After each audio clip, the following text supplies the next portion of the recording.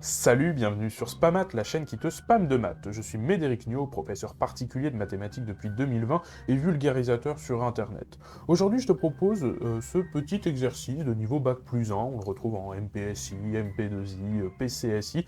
On peut même le retrouver en terminale, mais avec des questions intermédiaires quand même, hein, un peu guidées, parce que ça demande quand même un peu d'entraînement. On le voit, on a juste une limite ici, on a une exponentielle, donc c'est vraiment des objets pour le coup de niveau terminal, mais ça fait appel quand même à certaines méthodes, à certains théorèmes que l'on va voir donc ensemble aujourd'hui. Alors, la limite pour n qui tend vers plus l'infini, c'est donc une limite de suite de 1 plus x sur n, le tout puissance n, c'est l'exponentielle de x. Évidemment, ici, c'est quoi qui varie? C'est le n, hein, c'est le n qu'on fait tendre vers plus l'infini, ça c'est très important, c'est bien une limite de suite, d'accord? J'insiste là-dessus, le x est fixé au départ dans l'énoncé, si on veut être plus rigoureux, il faut même écrire au début pour tout x dans R, et on a ensuite l'égalité avec la limite. On va donc démontrer ceci. Alors c'est parti, comment procéder? Je te propose déjà tout bêtement de regarder déjà ce 1 plus x sur n puissance n, est-ce qu'il n'y a pas une façon de l'écrire autrement? Ben oui, évidemment, hein, les puissances, tu sais les écrire un peu différemment, tu sais que notamment a puissance b, c'est l'exponentielle de b ln de a. Ça, normalement, c'est quelque chose que tu connais. On va utiliser, évidemment, ce résultat, cette petite égalité, là-dessus. Alors, sur quoi? Ben, évidemment, le A, ici, ce sera ceci, hein, ce sera la base, et puis le B, ce sera l'exposant.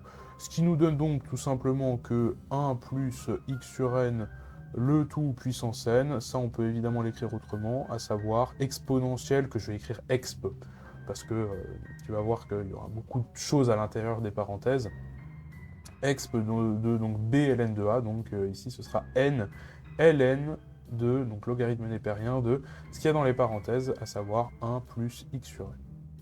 Voilà, ça c'est déjà une première étape, c'est une première chose qui est assez importante, il faut savoir faire ça.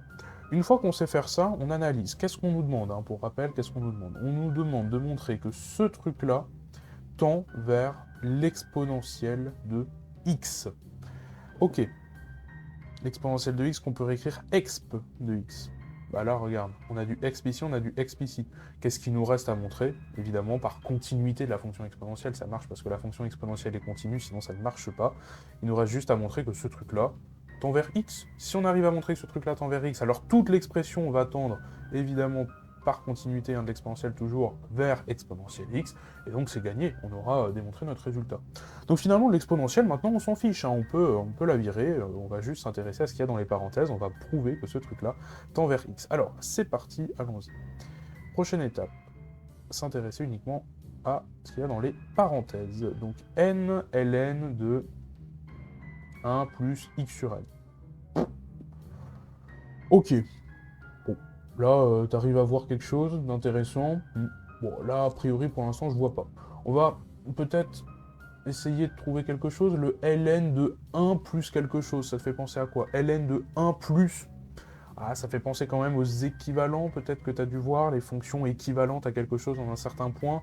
Bon, si tu l'as pas vu, c'est pas grave, on va redémontrer un résultat intermédiaire qui va être intéressant, qui va être important.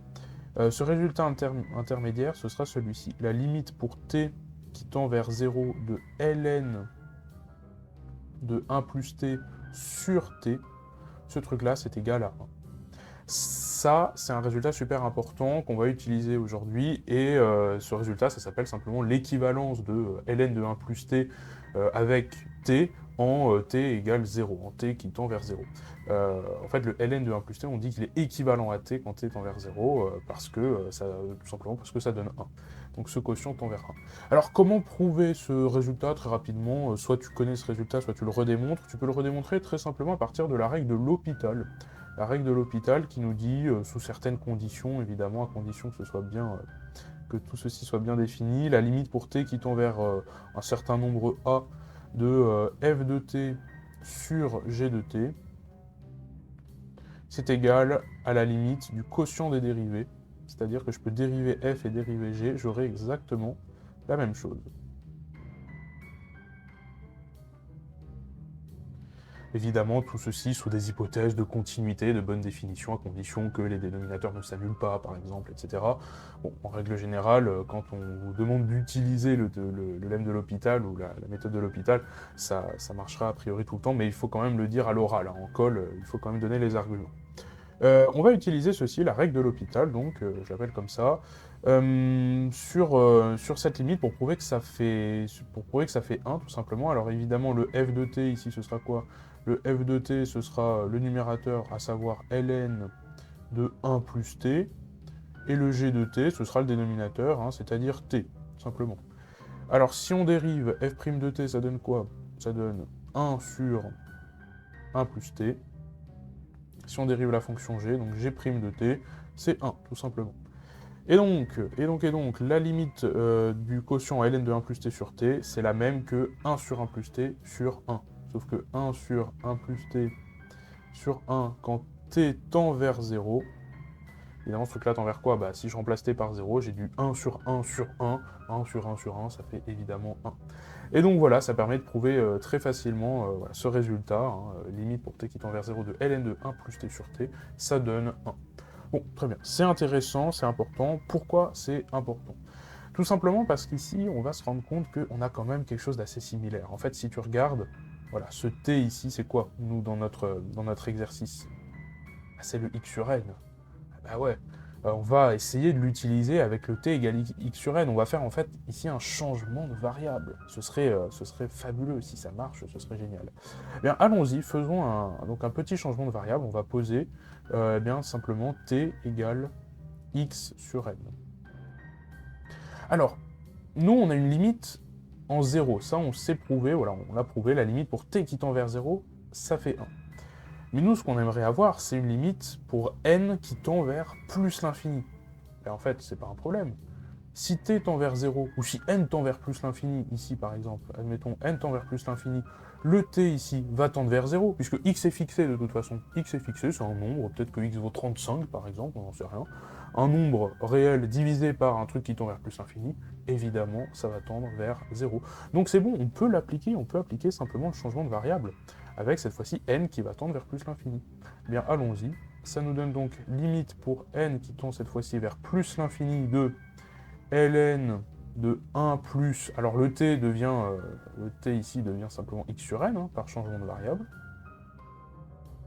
Sur t, le t à nouveau c'est x sur n, donc on remplace le t par x sur n. Ce truc-là, c'est donc toujours égal à 1, ça change pas, on l'a prouvé. On a juste fait ici un changement de variable. Ok, comment continuer ce truc-là? Comment aboutir? Ben, regarde, le x sur n au dénominateur, c'est quand même pas très joli. Comment on simplifie ce truc-là? Bon, bah, on multiplie par n en haut et en bas. Hein. Le n passe, on va dire, à gauche de la fraction. Ça veut donc dire que la limite pour n qui tend vers plus l'infini de n fois ln de 1 plus x sur n sur x est égal à 1. Et là, c'est presque terminé. Qu'est-ce qu'on peut faire?